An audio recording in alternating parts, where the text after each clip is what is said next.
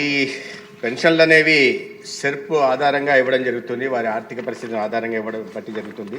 అయితే బ్లడ్ ట్రాన్స్ఫ్యూషన్కి సంబంధించి ప్రభుత్వ కానీ ప్రైవేట్ హాస్పిటల్లో కానీ 1594 మంది ఎవరైతే ఉన్నారో వాటితో ఉచితంగా ట్రాన్స్ఫ్యూషన్ ఇవ్వడం జరుగుతుంది. సగటున 3 వారాలకు ఒకసారి తీసుకోవాల్సిన అవసరం ఉంటుంది అధ్యక్ష. అది కాకుండా ఈ బ్లడ్ ట్రాన్స్ఫ్యూషన్ చేయడం వరంగా ఐరన్ కంటెంట్ బాడీలో పెరుగుతుంది కాబట్టి తద్వారా ఈ సిస్టమిక్ ఆర్గాన్స్ కూడా దెబ్బతినే ప్రమాదం ఉంది. ప్రధానంగా గుండె దెబ్బతినే ప్రమాదం ఉంది కాబట్టి దానికి ఐరన్ కెలేషన్ థెరపీని కూడా ఉచితంగా అందించడం జరుగుతుంది. అయితే దీనికి ప్రధానంగా ఈ పూర్తి వ్యాధి అంటే క్యారియర్స్ ఉంటారు, డిసీజ్ ఉన్న వాళ్ళు ఉంటారు అధ్యక్ష.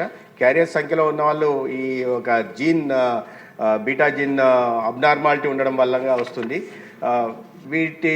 ఈ కారణంగా వస్తుంది. వీటిని పూర్తిగా చికిత్స అందించాలంటే బోన్ మ్యారో ట్రాన్స్ప్లాంటేషన్ చేయాలంటే చాలా అత్యధిక ఖర్చుతో కూడుకున్న దాని మీద కూడా ఇటీవల సమీక్ష నిర్వహించడం జరిగింది. ఏ రకంగా పేదలకి వీటిలో తలసీమియా నుంచి బాధపడుతున్న వాళ్ళకి మనం ఆదుకోవడానికి అవకాశం ఉందనే విషయం మీద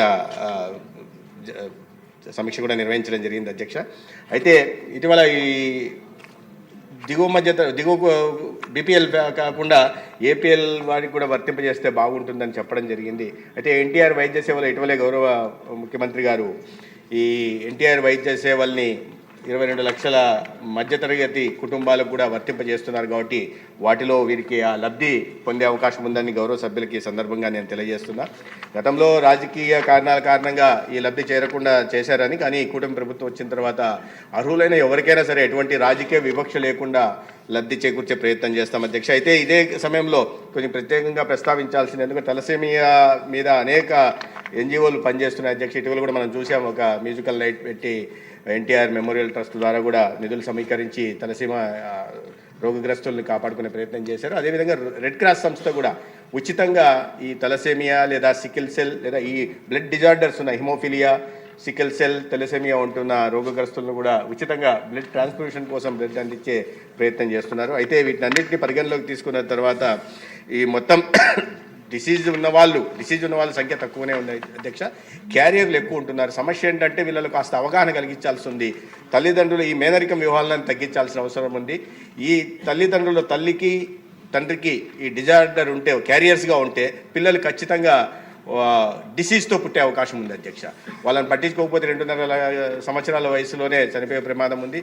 తర్వాత వీళ్ళ సగటు వయస్సు అది కాలపరిమితి 30 నుంచి 40 సంవత్సరాల లోపలే ఉంటుంది అధ్యక్ష. బోన్ మ్యారో ట్రాన్స్ప్లాంటేషన్ చేయగలిగితే పూర్తి జీవితకాలం ఉండే అవకాశం ఉంది. అయితే సమస్య చాలా తీవ్రమైంది.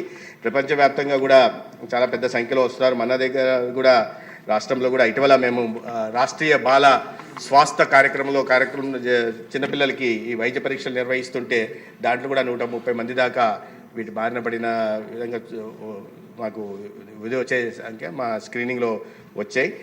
వీటన్నింటిని పరిగణలోకి తీసుకొని తలసేమియా మీదుగా ప్రత్యేకంగా దృష్టి పెట్టే ప్రయత్నం చేస్తాం అధ్యక్ష. ధన్యవాదాలు అధ్యక్ష.